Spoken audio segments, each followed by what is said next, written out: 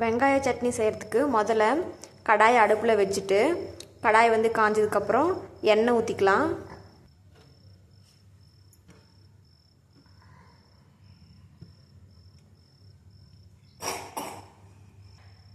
எண்ணெய் காஞ்சிருச்சு. இப்போ வந்து கொஞ்சோண்டு உளுத்தம்பருப்பு போட்டுக்கலாம். எண்ணெயில் வறுத்ததுக்கப்புறம் இது கூட கடலைப்பருப்பு இருந்தால் கடலைப்பருப்பு சேர்த்துக்கலாம். என்கிட்ட கடலைப்பருப்பு இல்லை, அதனால் நான் சேர்க்கல. கடலைப்பருப்பு இருந்தால் கடலைப்பருப்பு சேர்த்துக்கோங்க, டேஸ்ட்டாக இருக்கும்.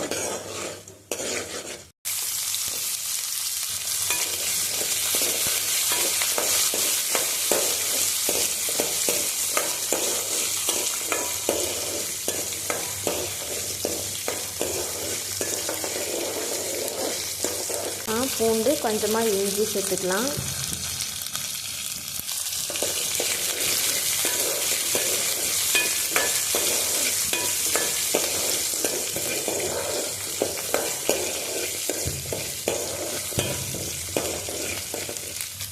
காரம் எவ்வளோ வேணுமோ அதுக்கு தகுந்த வரமிளகா போட்டுக்கலாம்.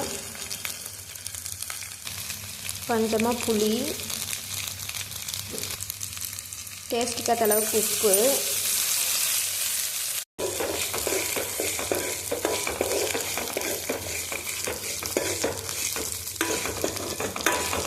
நல்லா வறுத்துக்கலாம். வெங்காயம் பூண்டு எல்லாம் நல்லா வணங்கினதுக்கப்புறம் அடுப்பு ஆஃப் பண்ணிக்கலாம். இஞ்சி ஸ்மெல் நல்லா வரும் வணக்கிறப்ப.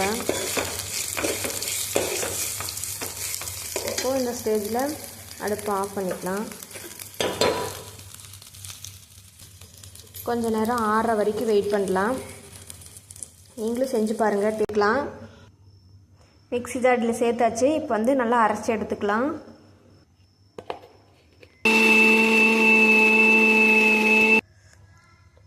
சட்னி அரைச்சாச்சு. இப்போ வந்து தாளிச்சு எண்ணெய் ஊற்றிக்கலாம். எண்ணெய் காஞ்சிருச்சு, கடுகு போட்டுக்கலாம். கருவேப்பிலை சேர்த்துக்கலாம்.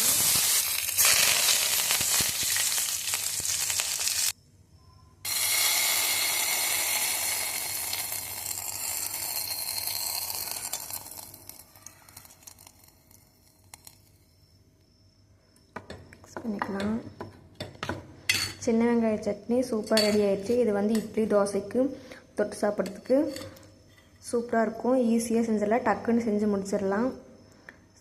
செஞ்சு பார்த்துட்டு எப்படி இருக்குன்னு கமெண்ட் பண்ணுங்கள், சப்ஸ்கிரைப் பண்ணுங்கள்.